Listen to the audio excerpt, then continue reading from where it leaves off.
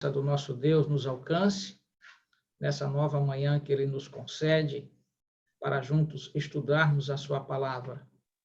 Portanto, gostaria de convidar, nesse instante, a pessoa que está responsável para nos apresentar diante de Deus e, em seguida, retomarmos o estudo da Santa Palavra do Senhor. Oremos. Santo Deus, Pai nosso que está no céu, gratos te somos, Pai querido, por mais um dia de vida.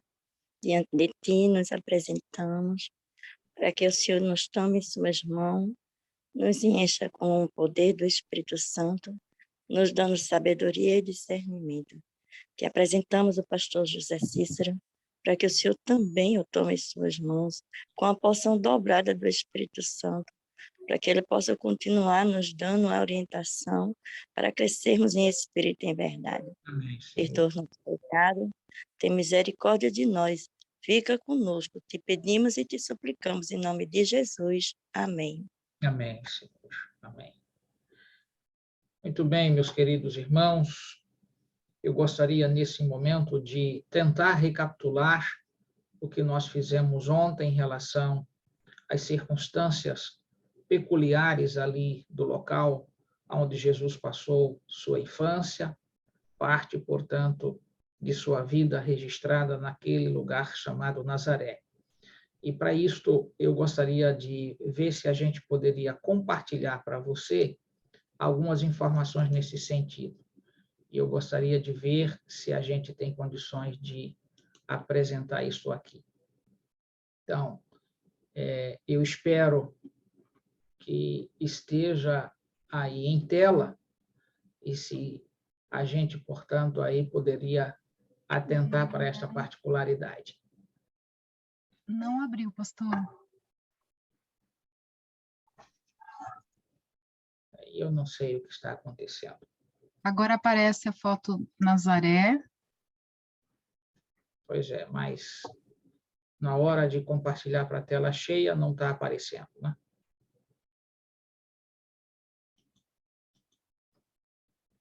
Não sei. Mas assim tem condições, ó.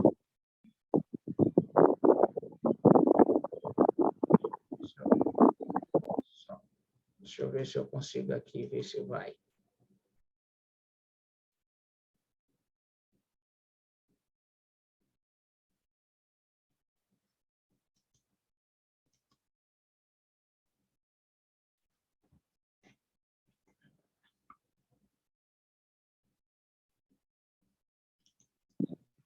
Aí estamos vendo.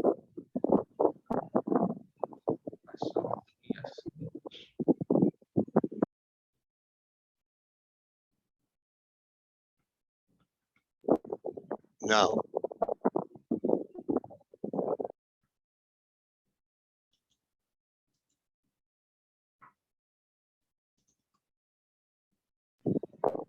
Ainda não.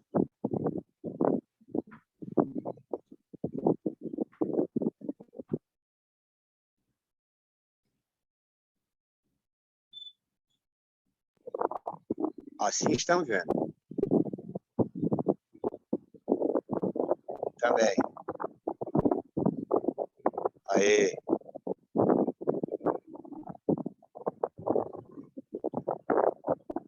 Está em tela cheia agora. Bem, meus irmãos, é só desligar aí o áudio de vocês, por favor, para essa barulhada sumir. Agradeço aí. Bem, essa aqui é uma imagem exatamente tirada aí da disponibilização que se tem em internet, da última descoberta feita pela arqueologia do local chamado Nazaré. Nazaré era uma vila bastante pequena, historiadores e arqueólogos dão uma área geográfica não mais de 30, então, 1.000 metros quadrados. Isso é algo bastante pequeno, né? Porque você pode botar uma espécie, portanto, de comprimento e de largura, 150 por 200, e você teria exatamente esta dimensão de área geográfica do ambiente. Então, Nazaré aqui muitas casas que, pelo registro bíblico, eram todas construídas, então, cavada na pedra calcária, e recentemente se descobriu, portanto, uma casa com diversos pavimentos. A região, portanto, aqui do lado do ocidente, a gente tem, portanto, uma igreja que foi construída, chamada Igreja, portanto, de José, como sendo sugestiva de que ali, então, tenha sido a casa de Maria.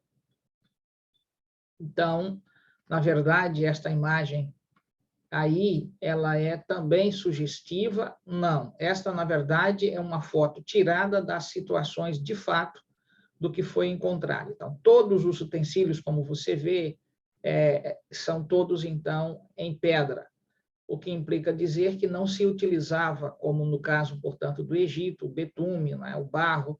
As casas eram, portanto, cavadas na rocha ou levantadas pedra sobre pedra. Especificamente, estou mostrando isso para você ver as condições de que era a vila. E tente colocar isso na sua mente. A vila, então, de Nazaré, muito pequena, do ponto de vista de área geográfica. Então, aí, não mais de 30 mil metros quadrados. De Nazaré, nós vamos descer, portanto, aqui para a estrada que conduz, hoje, né, sobre essas condições, para, então, Jerusalém. Então, de Nazaré para Jerusalém, a distância, portanto, aí é em torno de 151, 152 quilômetros de distância. O que implica dizer que a viagem feita, portanto, lá da parte de Nazaré, que era, então, um lugarzinho aí nas montanhas, lá, essa vila que nós acabamos de ver a foto. Então, daí, Maria e José, então, subiram para Jerusalém, exatamente pela a estrada conhecida de época, e você não pode imaginar diferente, porque, de fato, continua semelhantemente no que diz respeito ao clima do deserto e essas coisas que são muito comuns para a região. Calor, durante a noite cai muito a temperatura. Então, observe que as condições, ela grávida, para vir exatamente para Jerusalém, nós temos de atentar para a segunda imagem aqui, que eles vieram, portanto, vieram daqui de cima, então, do norte, né, de Nazaré. De Nazaré, nós temos, então, a bacia hidrográfica, que aqui a gente tem conhecimento, é exatamente o Rio Jordão, e o mar, então, da Galileia, que está exatamente aqui próximo a Nazaré, coisa aí aproximadamente entre não mais de que 8 ou 10 quilômetros. Semelhantemente, esta viagem de Nazaré para, então, Belém, que foi até onde eles chegaram, porque eles não vieram diretamente para Jerusalém, vocês se lembram que eles vieram, portanto, para Belém, da Judéia, Belém Efrata. De Belém para Jerusalém, há uma distância aproximada entre, portanto, 9 a 10 quilômetros, não mais do que isto. Nas atuais condições, né, que se tem de pavimentação já realizada, então se encurta muito aqui a viagem, porque está tudo já pavimentado. Então, aqui, alguns chegam a dizer que dá 8,5 quilômetros. Embora a distância não faz muita diferença. O que faz diferença é a velocidade que você tem. Você pode encurtar o tempo, mas a distância sempre vai ser a mesma. O que ocorre é que os documentos, portanto, de época e historiadores demonstram que, na verdade, de Belém, de fato, para Jerusalém, em torno aí de 10 quilômetros. Então, observem que, voltando, os magos vieram a Jerusalém, vieram, portanto, daqui do extremo sul, né, mais aqui para a parte, portanto, oriental, e vieram exatamente para cá. Daqui que seguiram para Belém, aonde, portanto, encontraram Cristo Jesus junto com a mãe. Isso a gente, então, não pode esquecer. Por que estou lhes demonstrando isto? Para terem uma ideia, tanto da distância de Nazaré para Belém, para onde eles realmente se dirigiram, e, consequentemente, de Nazaré para Jerusalém, 150 quilômetros, 151 quilômetros. Nas condições de época, A viagem durava, portanto, alguns dias, muitas vezes até quase que a semana inteira, porque nós temos de atentar que as caravanas que se dirigiram, portanto, para a festa aqui em Jerusalém, como também para o recenseamento, eram coisas bastante difíceis para as condições de época. Ao mesmo tempo, se eles vieram direto para Belém, necessariamente temos de acrescentar mais esses quilômetros, então a distância era mais longa. Então, não 150 quilômetros, mas nada não menos de que 165 quilômetros de Nazaré para Belém. O que implica dizer que, de fato, cansaço, dificuldades, que a Maria estava já grávida para chegar, portanto, até este local.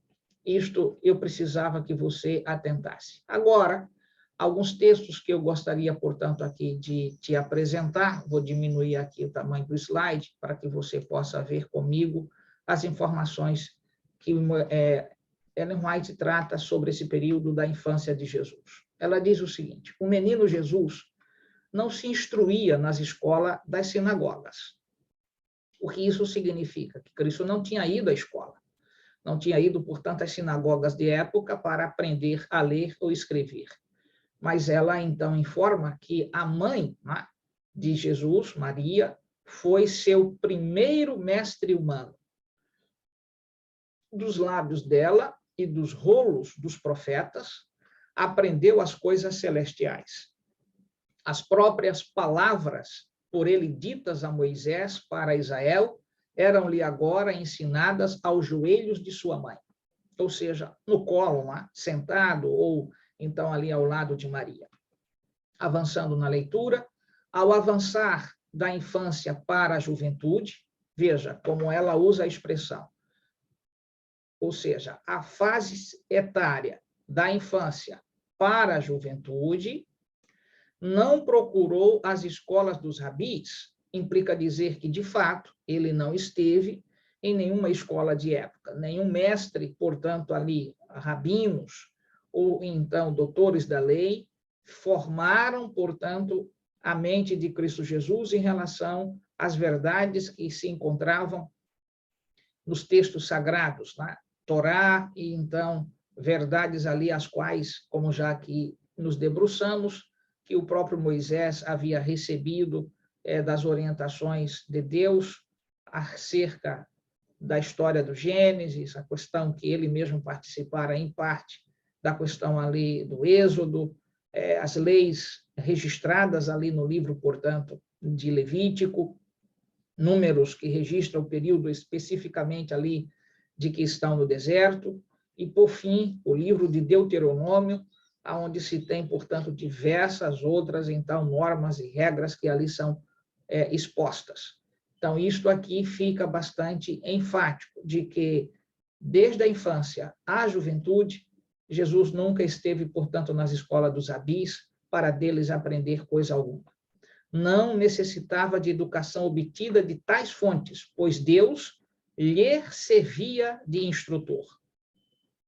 No texto seguinte, Ellen White diz o seguinte para todos nós: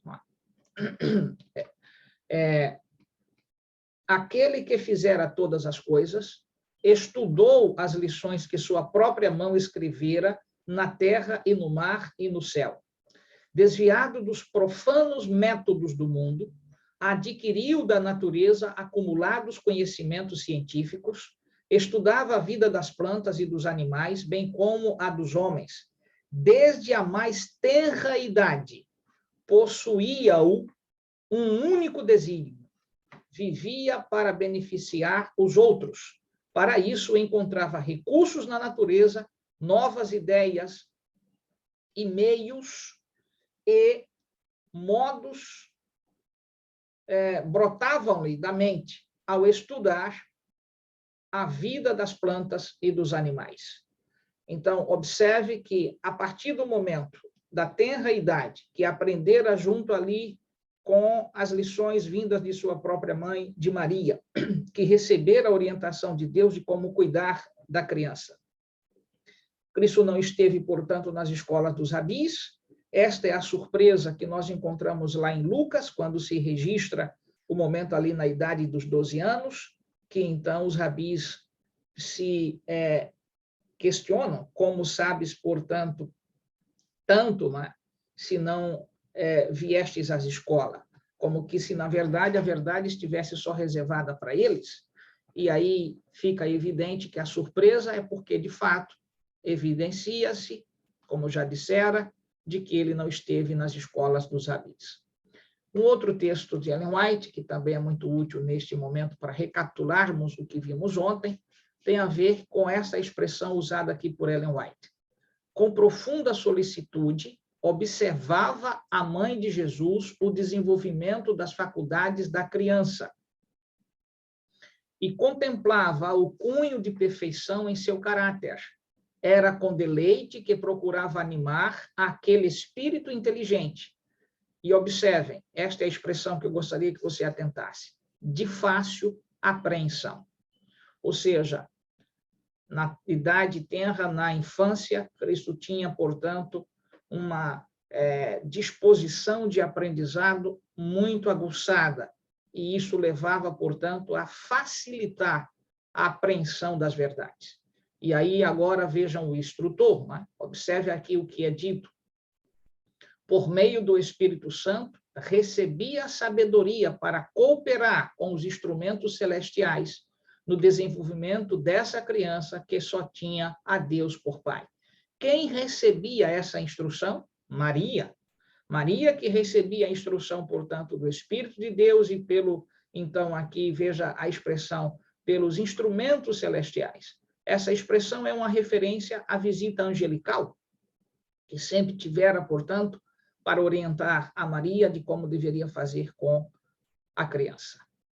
Um outro texto também necessário nesta manhã, recapitulando o que já vimos aqui, é no que diz respeito, portanto, ao ambiente que era Nazaré e as dificuldades que Jesus ali passara, desde a infância até a juventude. Observe aqui. Satanás era infatigável em seus esforços para vencer a criança de Nazaré. Desde seus primeiros anos, Jesus era guardado por anjos celestiais. Todavia, sua vida foi uma longa luta contra os poderes das trevas. Que houvesse de existir na terra uma vida isenta da contaminação do mal, era uma ofensa e perplexidade para o príncipe das trevas. E aí continua, não houve meio que não tentasse para enredar Jesus. Lembrem-se dessa expressão aqui. Vou, então, destacá-la. Não houve, portanto, não houve meio, ou seja, tudo que esteve ao acesso de Satanás para ele levar a Cristo à situação, portanto, de alguma destruição, ele tentou fazê-lo. Não houve meio. Então, tudo que foi possível, ele o fez. Que ele, então, não tentasse para enredar Jesus. Contudo, observe, nenhum dos filhos dos homens será jamais chamado a viver uma vida santa em meio de tão renhido conflito com a tentação como o nosso Salvador. Em outras palavras, as minhas e as tuas lutas jamais, jamais estarão no nível das lutas que Jesus passara, desde a sua infância, aliás, desde o momento do seu nascimento, até então o momento lá singular da cruz do Calvário. Nós temos de atentar que o que Cristo passou não é o que nós passaremos. Então, nós nunca seremos tentados, nem no nível, nem na pressão que Jesus foi tentado. Ele era distinto, não um de nós, mas um conosco. E aí vem um outro texto que eu gostaria que você também, dentro do que vimos ontem, atentasse. Os pais de Jesus eram pobres, não esqueçam disto, fazendo essa vinculação com a vila, lá, a sua compostura, um ambiente bastante ali precário, casas muito humildes, todas elas cavadas, portanto, na rocha calcária, não havia nenhuma casa de destaque. Uma vila cheia, portanto, de gente com muita malandragem. O pecado era muito intenso naquele lugar. Muitas mulheres que vendiam a sua vida pela prostituição, crianças submetidas a muitas situações de pecados, de compostura muito inadequada. Então, a vila era considerada, de fato, um ambiente de gente de nível social precaríssimo, razão pela qual Natanael, mais tarde, pergunta se poderia vir alguma coisa boa de Nazaré. E por quê? Porque a vila era considerada, de fato, um lugar de baixo aspecto cultural e étnico. Então, a gente tem aqui uma situação que se soma ao ambiente, à pobreza da família. E aqui eu preciso deparar-me um pouquinho para fazer lembrar o que nós vimos ontem. Pobreza não pode ser sinônimo para a gente de facilitação para o pecado.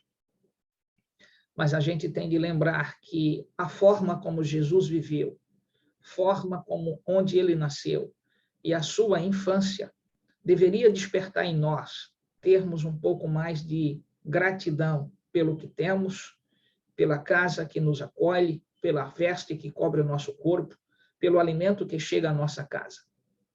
Às vezes não dá para entender como determinadas composturas de nosso povo, que tem muito, e o muito envolve lugar para morar, alimentos adequados, uma rua que talvez não seja asfaltada nem pavimentada, mas você tem onde reclinar sua cabeça. Com casas cheias, às vezes, de todo tipo de conforto possível. Uma geladeira, os elementos, eu diria, instrumentos domésticos. E aí a gente se pergunta muitas vezes por que as pessoas não são agradecidas. Por que não têm o prazer de servirem a Cristo com muito mais alegria? E ficam, de alguma forma, tentando buscar comparações com aqueles que não têm o conhecimento da verdade que você tem. Amigo, isto é um ato de covardia e, ao mesmo tempo, de agressão diante de Deus. Não reclame das bênçãos que chegam em suas mãos quando você, portanto, fica fazendo comparação com o que seu vizinho tem, com o que o ímpio tem. Lembre-se de como que fora a família que recepcionara diante, então, do que Deus fizera a Cristo Jesus. Era uma família pobre. Para comer, dependiam exatamente da labuta de cada dia. A carpintaria, melhor, de José, era o único ambiente aonde podia entrar algum recurso para que eles pudessem se alimentar. Cristo não fez milagre dentro da sua própria residência para o alimento aparecer, para que a veste aparecesse. Ele se submeteu e os céus escolheram uma família nesta compostura, pobre, para receber o próprio Rei do Universo. Que lições a gente pode tirar daqui? Primeira, não discuta com Deus porque o seu carro quebrou. Carro, você imagina o que é isto? Pois é, Jesus não tinha um animal. A família que o recepcionara tinha apenas uma casa, talvez de 2 ou 3 cômodos, cavada na rocha, aonde ali viviam.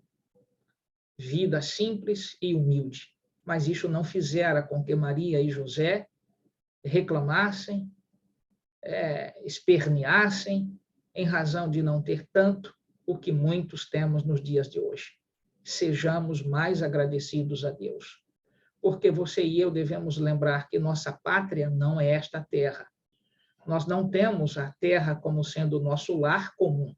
O nosso lar comum é o céu. Não devemos cair nesta ideia, né, da qual, portanto, o papado tem tentado introjetar nesses últimos dias através da encíclica Laudato Si Signore. Aliás, Laudato Si Mi Signore.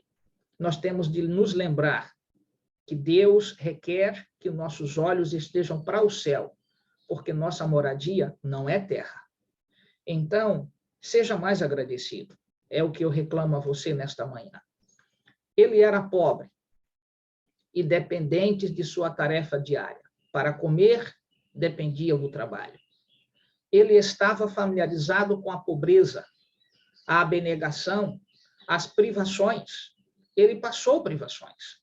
Talvez em algum momento, em alguma semana, em algum mês, a comida não era suficiente. As privações em relação à própria água, não havia água encanada dentro de casa.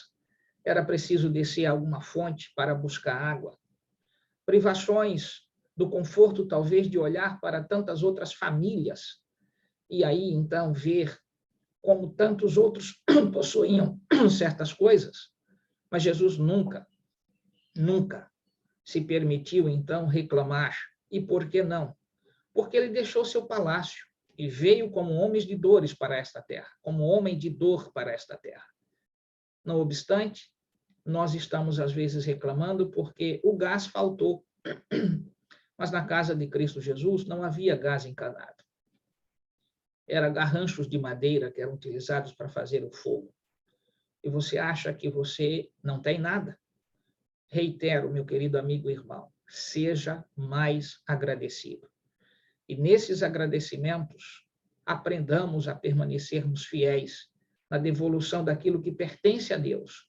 Dízimos e ofertas, nosso tempo, nosso talento, diante de tudo que Deus tem nos dado. Por quê? Porque o nosso Salvador passou por privações. Parece até um contraditório, né? Alguém que tem todo o poder e toda a autoridade, mas ele nunca usou para benefício da própria família. Essa experiência de quê?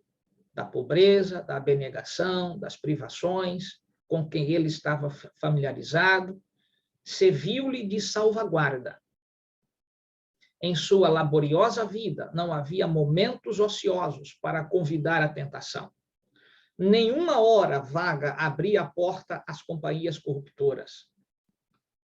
Tanto quanto possível, cerrava a porta ao tentador. Ganho ao prazer, aplauso ou reprovação, não o podiam levar a condescender com uma ação má. Era prudente para discernir o mal e forte para a ele resistir. O último texto, fazendo vinculação com as verdades que nós apresentamos ontem, Ellen White diz assim mais: Jesus viveu num lar de camponeses e desempenhou fiel e alegremente sua parte em suportar, observem, as responsabilidades da vida doméstica. Ele trabalhava, ele lidava com as questões da casa. Talvez carregar água, talvez limpar a casa, talvez as atividades comuns dentro de uma família, que não era pequena. Quando nós, então, olhamos os textos correspondentes no Evangelho de Lucas e de Marcos, vimos que Jesus tinha outros irmãos e irmãs, porque o texto bíblico, como nós estudamos, José não conheceu Maria até que, então, Jesus havia nascido. Em outras palavras, a vida do casal voltou a uma vida comum, aliás, passou a ter uma vida comum do ponto de vista de relação sexual. E, é claro, os evangelhos registram as informações acerca dos irmãos de Jesus. E nós não podemos esquecer dessa particularidade. Nós não temos uma vida voltada para a tradição católica, que exclui da vida de Maria uma vida de comunhão como uma mulher comum depois do nascimento de Jesus, porque tomam o sexo como o pecado que fosse. O pecado não está no sexo, o pecado está, na verdade, no que fizeram em relação à ordem que Deus estabeleceu entre o marido e a mulher. Em outras palavras, aquilo que Deus criou, dentro das normas estabelecidas, não há nenhum tipo, portanto, de mal a utilizar. Mas alguns encontraram, quando, então, deixam de lado a Bíblia Sagrada e passam a viver apenas sugestões de tradições humanas. Avançando um pouco, ela diz, então, fora o comandante do céu e os anjos se tinham deleitado em lhe cumprir as ordens. Era agora um voluntário servo, um filho amorável e obediente. Aprendeu um ofício, isto é, uma atividade profissional, se pudermos usar o nome profissão, porque para os dias não era considerado uma profissão, mas um ofício, uma arte, e trabalhava com as próprias mãos na oficina de carpintaria de José. Eu imagino lá como que era esta forma de Jesus lidar com a madeira, com os instrumentos ali que o próprio José utilizava, a enxó, o martelo, como que Cristo era laborioso para tratar dessas coisas. E observe aqui o que ela diz mais. Nos simples trajes, não tinha roupa de grife, Senhor. Não usava Christian Dior, não usava blues. Ele tinha apenas roupas simples. E mesmo assim, mantinha-se com maior dignidade de vestimenta do que qualquer um dos seres humanos que nesta terra já pusemos os pés. Vestiu-se melhor do que a pompa de Salomão, porque ele tinha compostura e dignidade.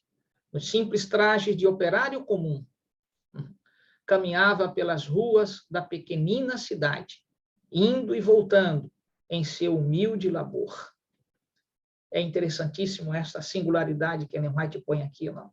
Olhar a Cristo vindo do trabalho, retornando para casa, de casa para o trabalho, na sua compostura de humildade e simplicidade. Que cenas, se a vila tivesse atentado para entender que ali tinha alguém distinto. Observa o que acontece aqui. Não empregava o poder divino, observem, de que dispunha para aliviar os próprios fardos ou diminuir a própria lida. À medida que Jesus trabalhava na infância e na juventude, mente e físico lhe desenvolviam. E ela continua e diz, não empregava descuidadosamente as forças físicas. Não descuidadosamente. Não empregava descuidadamente as forças físicas, mas de maneira a conservá-las sãs, a fim de fazer o melhor trabalho possível em todos os sentidos. Sabe, isto aqui nós podemos concluir da seguinte maneira, e vamos concluir também a mensagem desta manhã, que foi uma recapitulação do que nós vimos ontem, sobre essa perspectiva de algo, portanto, deste olhar singular de Ellen White sobre os dados aqui expostos. Nós temos de nos lembrar que o Senhor, de maneira solene e poderosa, deixou-nos diversos exemplos. E o trabalho é algo que nós devemos, portanto, ter como dignidade. Não reclame do seu trabalho. É através dele que você ganha o pão de cada dia. Seja, portanto, prudente no que você faz. Dê sempre o bom exemplo e viva como alguém que sabe que a mão do Senhor está repousando sobre você. Seja justo, seja honesto, aprendamos aos pés de Jesus, aonde quer que nós estejamos, seja no trabalho de uma grande empresa, seja, portanto, numa casa de uma família, aquilo que não te pertence, não use, não tome para você aquilo que não foi conquistado pelo teu suor e pela tua habilidade. Aprendamos a viver a fé e a desenvolver o nosso testemunho, a fim de que as pessoas que tenham contato com quaisquer um de nós, adventistas do sétimo dia, estejam felizes de saber que são pessoas distintas. E como aprendemos isto? Olhando a Cristo Jesus. Por isso que eu vos convido sempre, estudem Bíblia, irmãos. Estudem Bíblia, estudem Bíblia. Para que então tenhamos uma vida da qual não temos do que nos envergonhar. Que Deus te dê um dia nesta lembrança singular, que Ele estende as suas mãos para te proteger e que Ele, portanto, deseja que você seja uma testemunha viva das verdades que você tem aprendido em sua santa palavra. Que Deus te use onde você está, na casa onde você mora, no trabalho onde você atua, seja uma bênção. Viva de maneira justa e digna e não procure envaidecer-se, levantar o nariz, achar que você pode passar por cima de fulano ou de Beltrano porque você possui. Esta não foi a compostura do nosso Salvador. O mundo precisa aprender muito, e nós, adventistas, muito mais, porque, ao olhar para Jesus, a gente entende o que de fato é viver vida humilde, mas feliz, porque sabe que o Senhor prepara para todos os fiéis algo muito superior ao que esta terra nos ofereceu.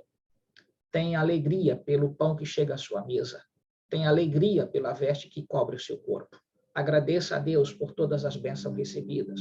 Esta seja a sua lição nesta manhã. Vamos orar. Querido Deus e amado Pai, nossa gratidão pelo privilégio de estudarmos a Tua palavra e termos conhecimento daquilo que de fato é verdadeiro e justo. Ser conosco e nos dê de fato, Senhor, compostura. Que possamos viver cuidadosamente diante das coisas que temos aprendido. E que lancemos mão de tudo que temos ouvido e estudado para guiar a nossa própria vida. Isso nós te suplicamos e te agradecemos, no santo e poderoso nome de Jesus. Amém.